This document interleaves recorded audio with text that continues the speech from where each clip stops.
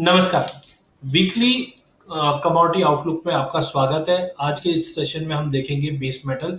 Base metal की अगर बात करें तो बेस मेटल में हमने चाइना में जिस ढंग से लॉकडाउन का अनाउंसमेंट था, उसके बाद हमने कंसर्निंग दिखा था डिमांड को लेकर भी, और उसके बावजूद भी अगर हम पूरे सप्लाई कंसर्न भी है, डिमांड कंसर्न भी है, उसको देखते हुए अगर प्राइस एनालाइज करें तो कॉपर बड़े वॉलेटिलिटी के साथ साथ एक रेंज में भी रहता हुआ दिखाई दे रहा है, जहाँ पे 1% की गिरावट के साथ 815 के करीब ट्रेड करता हुआ दिखाई दे रहा है।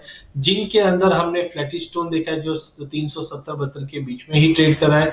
निकल भी 2500 के करीब ट्रेड है। वहीं लेड में हमने एक अच्छी खासी तेजी देखी 2% की, और हमने पहले भी कहा था कि एज कम्पेयर टू बाकी बेस मेटल लेड का चार्ट काफी स्ट्रॉन्ग दिखा रहा है।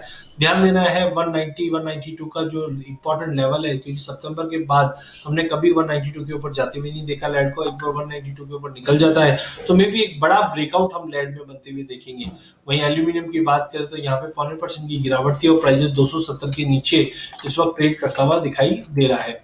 फंडामेंटल कुछ पॉइंटर्स की अगर बात करते हैं, सबसे पहले कॉपर है। कॉपर के अंदर हमने देखा जिस ढंग से कोरोना वायरस की कंसर्न्स की वजह से कहीं ना कहीं डिमांड में ड्रॉप है, जो कॉपर के प्राइस को दबाव बना रहा है, बट कहीं ना कहीं सप्लाई कंसर्न्स भी है जो बड़ा फॉल होने से रोक रहा है।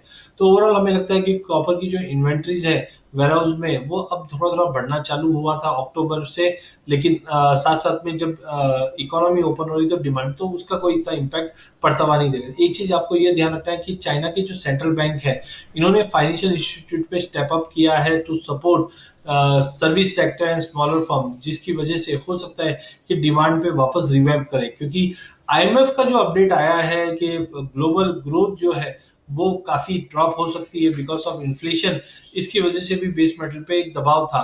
बट ओवरऑल मुझे लगता है कि सप्लाई अभी भी कंसर्न्स बनी हुई है जो प्राइजेस को सपोर्ट दे रही है। जिंक के अंदर भी हमने देखा कि प्राइजेस के अंदर एक फ्लैटिश टोन के साथ मार्केट ट्रेड कर रहा था, क्योंकि एलएमई पे अगर जिंक के इन्वेंट्री की बात करें, वहां पे हमने 2020 के लोअर लेवल पे पहुंचते हुए देखा, जिसकी वजह से हमें लगता है आने वाले दिनों में ये तेजी का रुख कायम रहेगा।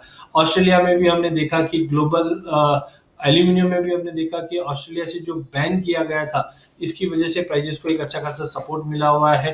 ग्लोबल एल्यूमिनियम का जो आउटपुट है, इसमें हमने 1.5% की गिरावट देखी है मार्च मंथ में।